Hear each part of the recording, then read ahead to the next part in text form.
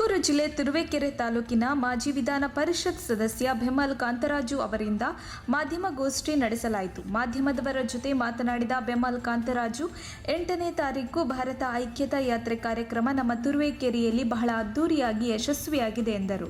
ಎಲ್ಲ ಕಾಂಗ್ರೆಸ್ ಮುಖಂಡರಿಗೆ ಇನ್ನು ಈ ಐಕ್ಯತಾ ಯಾತ್ರೆಯಲ್ಲಿ ಪಕ್ಷಭೇದ ಮರೆತು ಒಗ್ಗಟ್ಟನ್ನು ಪ್ರದರ್ಶನ ಮಾಡಿ ಭಾಗವಹಿಸಿದ ಎಲ್ಲ ಕಾರ್ಯಕರ್ತರಿಗೆ, ರೈತಾಪಿ ವರ್ಗದವರಿಗೆ ಅಭಿನಂದನೆಗಳನ್ನು ಸಲ್ಲಿಸಿದರು. ಬೆಲೆ ಏರಿಕೆಯಿಂದ ರೈತರು ಎಷ್ಟು ಕಷ್ಟಕರ ಜೀವನವನ್ನು ನಡೆಸುತ್ತಿದ್ದಾರೆಂದು ಇಡೀ ದೇಶಕ್ಕೆ ತಿಳಿದಿದೆ. ಎಲ್ಲ ರೀತಿಯ ಬೆಲೆ ಏರಿಕೆ ಮಾಡಿರುವ ಈ ಬಿಜೆಪಿ ಸರ್ಕಾರದ ವಿರುದ್ಧ ಈ ಭಾರತ ಐಕ್ಯತಾ ಯಾತ್ರೆಯು ನಡೆದಿದ್ದು, ತುರುವೇಕೆರೆ ತಾಲೂಕಿನ ಜನತೆಗೆ ಮುಂಬರುವ ಚುನಾವಣೆಯಲ್ಲಿ ನಮ್ಮ ಕಾಂಗ್ರೆಸ್ ಪಕ್ಷ ಅಧಿಕಾರಕ್ಕೆ ಬಂದರೆ ಕಷ್ಟಕರ ಜೀವನದಿಂದ ಪಾರು ಮಾಡುವುದಾಗಿ ಹೇಳಿದರು. ನಮ್ಮ ತಾಲೂಕಿನ ಆಗುಹೋಗುಗಳ ಬಗ್ಗೆ ನಮ್ಮ ರಾಷ್ಟ್ರೀಯ ನಾಯಕರಾದ ರಾಹುಲ್ ಗಾಂಧಿ ಅವರು ಸುಮಾರು 2 ರಿಂದ 3 ತಾಸು ನನ್ನೊಂದಿಗೆ ಸಂವಾದ ನಡೆಸಿ, ನಮ್ಮ ಸರ್ಕಾರ ಅಧಿಕಾರಕ್ಕೆ ಬಂದ ಕೆಲವೇ ದಿನಗಳಲ್ಲಿ ಈ ತಾಲೂಕಿನಲ್ಲಿ ತೆಂಗಿನ ನಾರು ಉತ್ಪಾದಿಸುವ ಕಾರ್ಖಾನೆಯನ್ನು ಸ್ಥಾಪಿಸಬೇಕು, ಜೊತೆಗೆ ಶ್ರೀ ಶಕ್ತಿ ಸಂಘಕ್ಕೆ ಹೆಚ್ಚಿನ ಒತ್ತು ಕೊಡಲಾಗುವುದು, ಜೊತೆಗೆ ರೈತರಿಗೆ ಸಬ್ಸಿಡಿ ಸಿಗುವ ರೀತಿ ಟ್ರ್ಯಾಕ್ಟರ್ಗಳನ್ನು ತಲುಪುವಂತೆ ಮಾಡಬೇಕು, ಜೊತೆಗೆ ಅಡಿಕೆ ಬೆಳೆಗಾರರಲ್ಲಿ ಮತ್ತು ಸಾರ್ವಜನಿಕರಿಗೆ ಅಡಿಕೆಯ ಬಗ್ಗೆ ಕೇವಲ ಪಾನ್ ಮಸಾಲ ಗುಟ್ಕಾಗಳಿಗೆ ಹೋಗುತ್ತಿಲ್ಲ,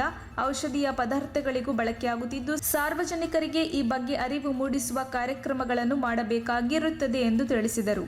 ಇನ್ನು ಈ ಪತ್ರಿಕಾಗೋಷ್ಠಿಯಲ್ಲಿ ರಾಹುಲ್ ಗಾಂಧಿ, ಜಿ ಪರಮೇಶ್ವರ್, ಸಿದ್ದರಾಮಯ್ಯ, ಡಿಕೆ ಶಿವಕುಮಾರ್ ಅವರ ಸಮ್ಮುಖದಲ್ಲಿ ಜೆಡಿಎಸ್ ಪಕ್ಷವನ್ನು ತೊರೆದು ಕಾಂಗ್ರೆಸ್ ಪಕ್ಷಕ್ಕೆ ಸೇರ್ಪಡೆಗೊಂಡ ಮಾಜಿ ಜಿಲ್ಲಾ ಪಂಚಾಯಿತಿ ಸದಸ್ಯ ಶ್ರೀನಿವಾಸ್, ಕಾಂಗ್ರೆಸ್ ಸೇರಿದಂತೆ ಮುಖಂಡರಾದ ಚೌಧರಿ ರಂಗಪ್ಪ, ಪ್ರಸನ್ನಕುಮಾರ್, ಲಕ್ಷ್ಮೀಕಾಂತ್, ನಾಗೇಶ್, ಹನುಮಂತಯ್ಯ, ಕೃಷ್ಣಮೂರ್ತಿ, ಉಗ್ರಪ್ಪ, ಇನ್ನು ಬ್ಲಾಕ್ ಕಾಂಗ್ರೆಸ್ ಅಧ್ಯಕ್ಷರು, ಪದಾಧಿಕಾರಿಗಳು ಈ ಸಂದರ್ಭದಲ್ಲಿ ಉಪಸ್ಥಿತರಿದ್ದರು. ವರದಿ ಸುರೇಶ್ ಬಾಬು, ತುರುವೇಕೆರೆ.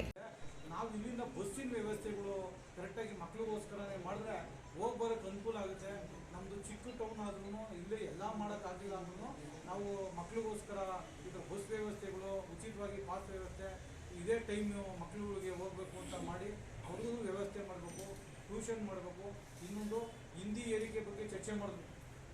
ಹಿಂದಿ ಏರಿಕೆ ಬಗ್ಗೆ ಚರ್ಚೆ ಮಾಡಬೇಕಾದ್ರೆ ಅವರು ಹೇಳ್ತಾ ಇದ್ರು ನನ್ನ ಹತ್ರ, ಕರ್ನಾಟಕದಲ್ಲಿ ಕನ್ನಡ ಓದ್ಕೊಡ್ಲಿ, ತಮಿಳುನಾಡಲ್ಲಿ ತಮಿಳಿಗೆ ಓದ್ಕೊಡ್ಲಿ, ಕೇರಳದಲ್ಲಿ ಮಲಯಾಳಂ ಓದ್ಕೊಡ್ಲಿ. ಎಲ್ಲರೂ ಇವಾಗ ನಮ್ಮ ಕಾಂತರಾಜು ಒಬ್ಬನೇ ಇಂಗ್ಲೀಷ್ ಕಲ್ತು